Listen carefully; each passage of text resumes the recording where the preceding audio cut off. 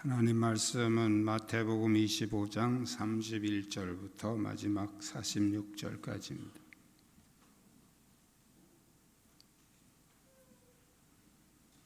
마태복음 25장 31절부터 46절까지 한 절씩 교독하겠습니다. 인자가 자기 영광으로 모든 천사와 함께 올 때에 자기 영광의 보좌에 앉으리니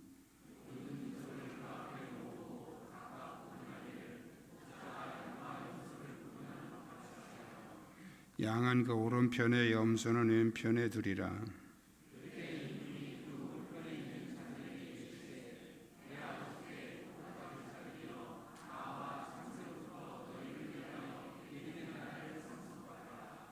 내가 줄일 때에 너희가 먹을 것을 주었고 목마를 때에 마시게 하였고 나그네 되었을 때에 영접하였고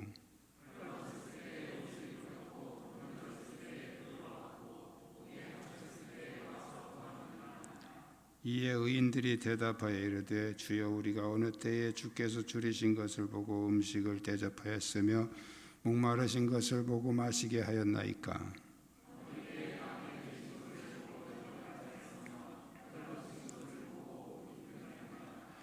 어느 때에 병드신 것이나 옥에 갇히신 것을 보고 가서 비었나이까 하리니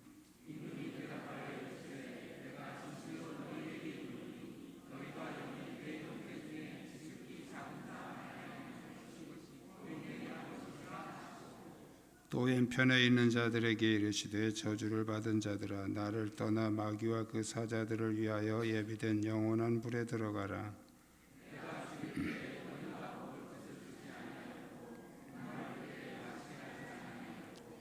나그네 되었을 때에 영접하지 아니하였고 헐벗었을 때에 옷 입히지 아니하였고 병들었을 때와 옥에 갇혔을 때에 돌보지 아니하였느니라 하시니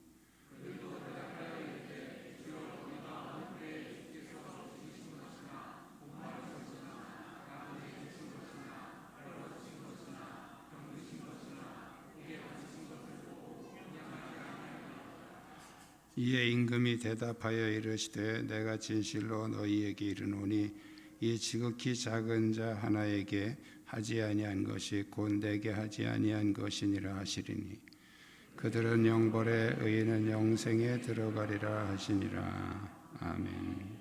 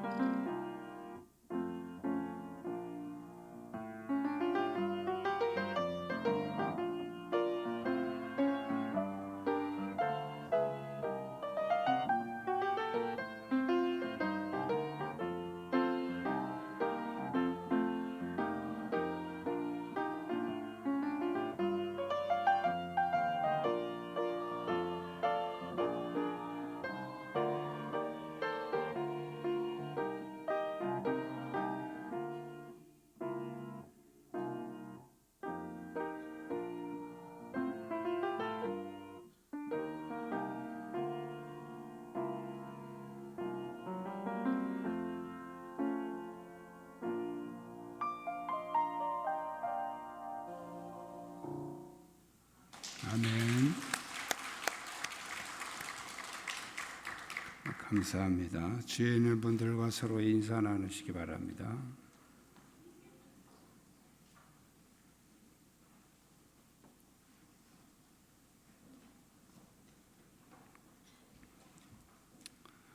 어느 금술이 좋은 노부부가 교통사고로 하루에 죽어서 천국을 갔습니다. 베드로가 천국을 안내하면서 아주 맛있는 뷔페 식당, 또 골프장, 이 땅에서 좋은 모든 것들을 다 소개하면서 이거 다 공짜로 쓰면 된다 이렇게 얘기를 했습니다. 그랬더니 할아버지가 부인에게 당신만 아니었어도 진작 올 수 있었는데 그렇게 비싼 보약을 날마다 해줘가지고 이제서 왔다고 후회를 하더랍니다. 보약 너무 해드시지 마시라고요. 천국은 너무나 좋은 곳이죠. 그러나 이 땅에서 주님이 요구하시는 삶의 기준이 있습니다. 오늘 본문을 통해 주시는 주님의 말씀에 집중하시기를 축복합니다. 우리 한번 따라 하시겠습니다. 나의 삶이 계산되는 날이 있음을 잊지 맙시다. 성경은 철저하게 우리의 삶을 다루고 있다는 거예요. 삶의 문제를 말씀하고 있다는 거예요. 구원받는 것은 간단합니다. 예수 믿으면 구원받는 거예요. 그러나 이제 구원받은 사람이 어떻게 살아야 되느냐 하는 것은 굉장히 복잡해요.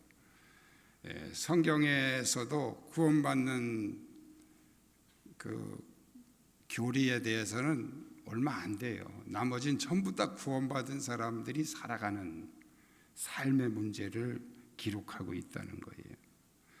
삶이 변화되지 않는 열정은 기복신앙입니다. 성경은 반드시 우리의 삶의 변화를 요구하고 있습니다. 주님은 우리의 삶을 인도하시고 우리의 삶을 개선하십니다. 오늘 본문에 보면 목자가 양과 염소를 오른편과 왼편으로 갈라놓는 얘기를 하고 있습니다. 이것은 목자가 양과 염소를 구별하고 갈라놓듯이 주님께서도 우리의 삶을 계산하시고 딱 구별을 해놓으신다는 거예요. 목자가 이 양과 염소를 분별하는 것처럼 한다는 뜻은 정확하게 갈라놓는다는 거예요. 애매한 중간 지점이 없어요. 정확하게 yes, no, 흑백 딱 갈라놓는다는 거예요. 양과 염소는 비슷합니다. 그리고 한 우리에 삽니다. 그렇지만 목자는 이것을 정확하게 갈라놓습니다. 정확하게 분별을 합니다. 우리는 지금 다 비슷합니다. 우리가 스스로 분별하기는 쉽지 않습니다. 그러나 주님은 정확하게 분별하시고 갈라놓으실 때가 있습니다. 이방 종교는 삶을 어떻게 살았는지 크게 신경 쓰지 않습니다. 자신이 원하는 것을 추구하고 그 원하는 것을 성취하면 됩니다. 그러나 기독교는 나의 욕심과 상관없이 하나님이 원하시는 것을 추구하고 따라가는 삶이 있어야 된다는 거예요. 전도서 11장 9절에 이렇게 말씀하고 있어요. 청년이여 내 어린 때를 즐거워하며 내 청년의 날들을 마음에 기뻐하며 마음에 원하는 길들과 내 눈이 보는 대로 행하라. 너 하고 싶은 대로 해라 그런 얘기예요. 너 살고 싶은 대로 살아라. 그런데 뒤에 이렇게 꼬리표를 붙여놨습니다. 그러나 하나님이 모든 일로 말미암아 너를 심판하실 줄을 알라. 너 마음대로 살아. 그 자유야. 그런데 하나님이 너의 삶을 심판하신다는 걸 꼭 기억해라 그런 말씀이죠. 우리가 함부로 살 수 없는 이유는 바로 우리의 삶이 계산되는 심판의 날이 있기 때문입니다. 사람들은 그렇게 말합니다. 내 인생은 내 것이니 간섭하지 마라. 난 내 마음대로 살 거야. 맞아요. 그 말은 맞는 말입니다. 여러분도 여러분 마음대로 살아도 됩니다. 누구도 그 막을 수 없습니다. 그러나 그 삶은 반드시 계산되는 날이 있다는 사실을 명심해야 됩니다. 그걸 오늘 이 비유를 통해서 예수님이 우리에게 말씀해 주고 있습니다. 너의 삶에 대해서 내가 반드시 계산할 것이다. 두 번째는 따라하시겠습니다. 약자에 대한 삶의 내용이 기준이 됨을 잊지 맙시다.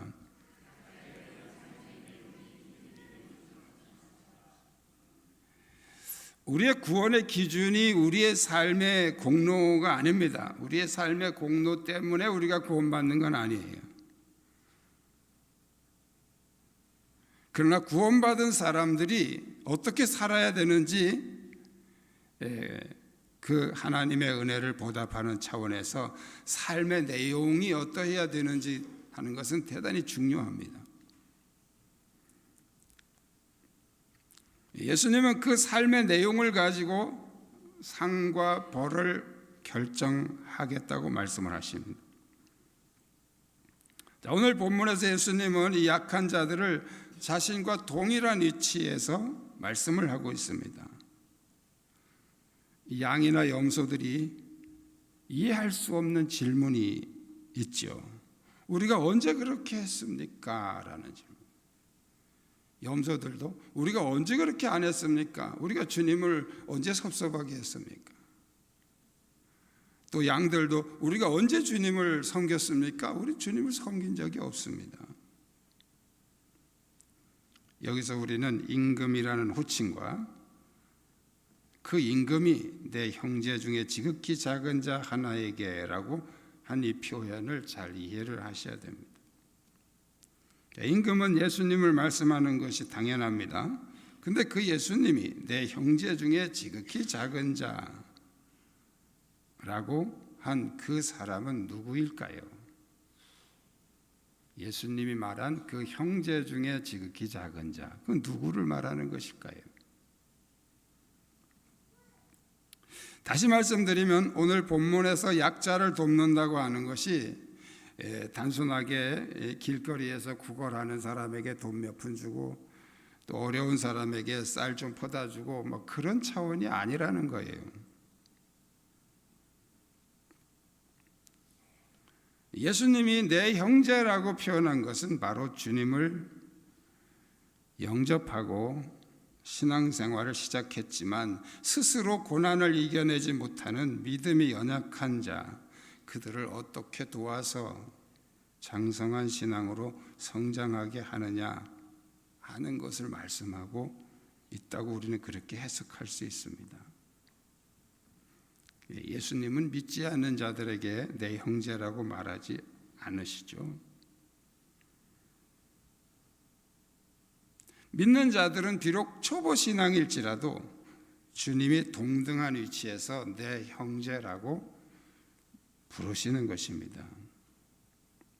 자, 염소들의 문제는 믿음이 연약한 자들이 당하는 그 어려움과 고통의 문제에 대해서 무관심했다는 거예요. 관심이 없었다는 거예요.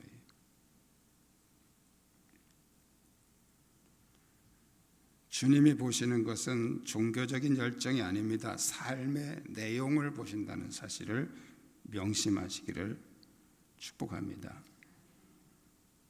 약자에 대한 삶의 내용, 특히 믿음의 약자들입니다. 세 번째는 따라하시겠습니다. 삶의 결과에 따라서 상벌이 있음을 잊지 맙시다.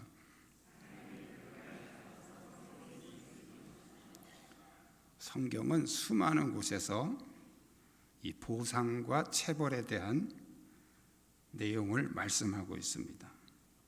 25장에 세 가지 비유가 나오는데 오늘이 그 세 번째 비유예요. 이 세 가지 비유에서 공통적으로 보상을 받는 사람과 처벌을 받는 사람에 대한 얘기를 하고 있습니다. 오늘 본문에 양과 염소의 그 질문, 임금에 대한 질문이 비슷합니다. 주여 우리가 어느 때에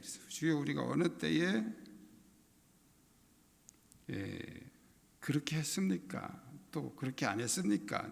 비슷하지만 사실 내용적으로는 정반대적인 의미죠. 양들은 우리가 어느 때에 주님을 위해서 그렇게 했습니까? 우리는 주님을 위해서 한 적이 없습니다. 근데 염소들은 우리가 언제 주님을 위해서 그렇게 안 했습니까? 우리는 주님을 외면한 적이 없습니다. 중요한 것은 우리가 어떻게 생각하느냐가 아니에요. 주님이 어떻게 인정하시느냐, 그것이죠. 우리의 삶에 대한 평가는 내가 하는 게 아닙니다. 주님이 하시는 것이죠. 교도소에 가면 죄인이 한 사람도 없답니다. 다 나는 원래 잘못이 없는데 누구 때문에. 그래서 교도소는 죄인이 가는 곳이 아니고 의인이 가는 곳이. 근데 그 의인이 누구 기준입니까? 자기 기준이니까 의인인 것이죠. 그들이 교도소 간 것은 자기 기준 때문에 간 게 아니에요. 판사의 기준 때문에 간 거죠. 우리는 다 자기 스스로 자기를 보면 다 자기 의인이에요. 내가 죄인이라는 거 별로 못 느낍니다. 입으로 주여 이 죄는 용서하시옵소서 입으로 기도는 할지 몰라도 실제로 그 죄를 막 느끼고 그러는 사람 별로 없어요. 왜? 우리 기준에서 보니까 그렇단 말이죠. 오늘 본문에 나오는 이 염소들은 우리가 언제 주님한테 그렇게 한 적이 있어요? 주님을 섭섭하게 한 적이 없습니다. 우리가 언제 그랬어요? 그러면서 달려들죠.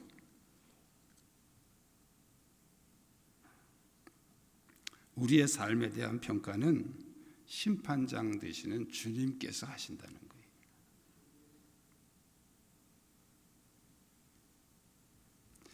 믿음이 연약한 자들의 고통에 대해서 무관심했다면 염소들이 받는 형벌을 받을 것이고, 그들의 고통에 관심을 가지고 돌봤다면 양들이 받는 보상을 받게 된다는 말씀이죠. 우리가 신경 써야 되는 부분은 이 보상보다도 형벌이에요. 형벌. 오늘 25장의 세 가지 그 비유에서 보상과 형벌이 이렇게 주어지는데, 이 형벌이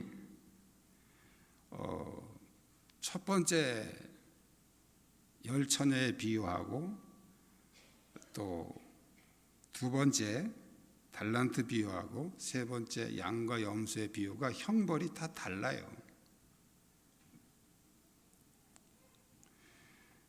첫 번째 그 열처녀의 비유에서 이 미련한 5 처녀에게 주어지는 형벌은 외면입니다. 외면. 그냥 문 닫고서 끝이에요. 난 모른다 이게 끝이에요.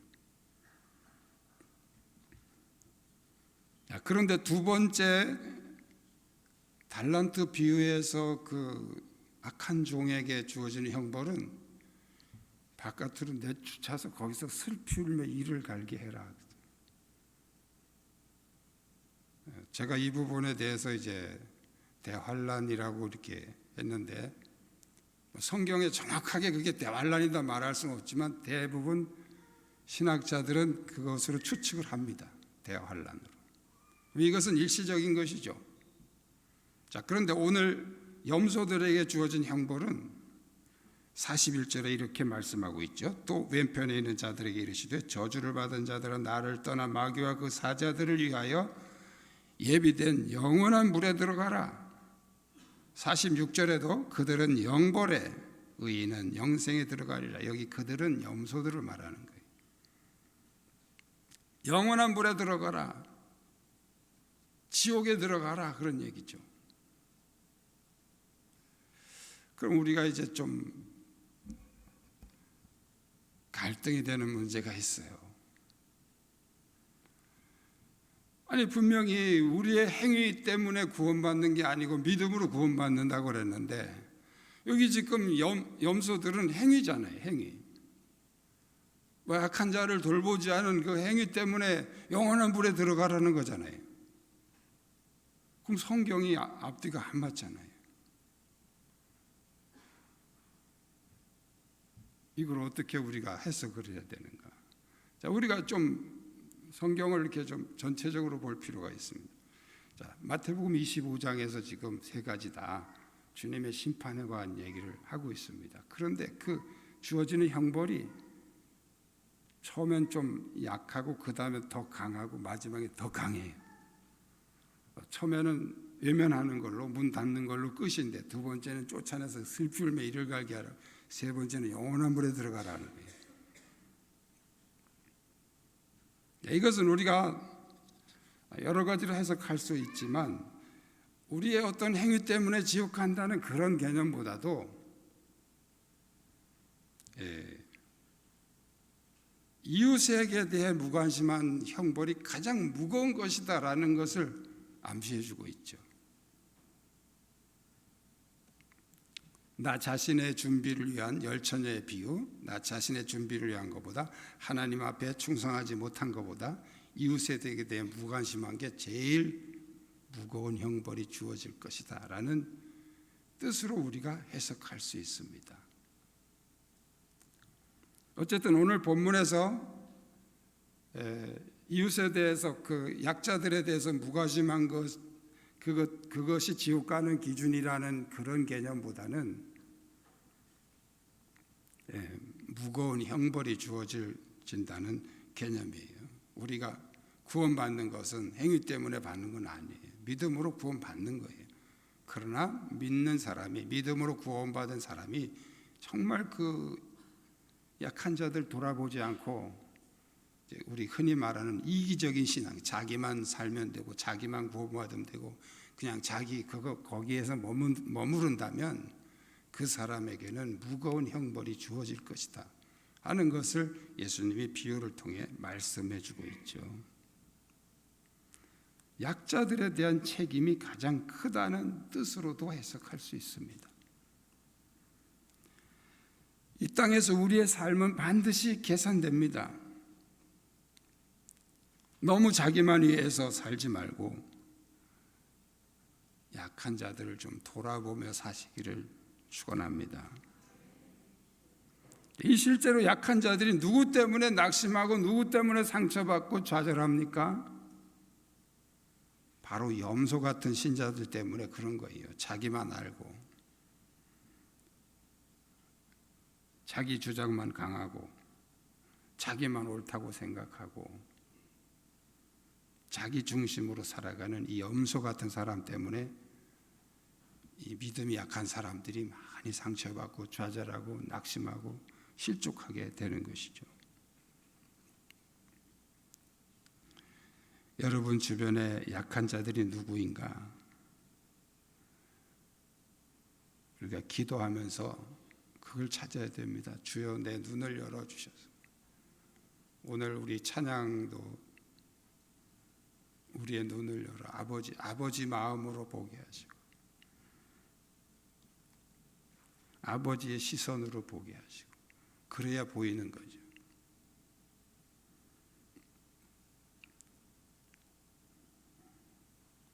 약한 자들이 누구인지 안 보이잖아요. 안 보여. 내 시선으로 보니까 안 보이는 거예요.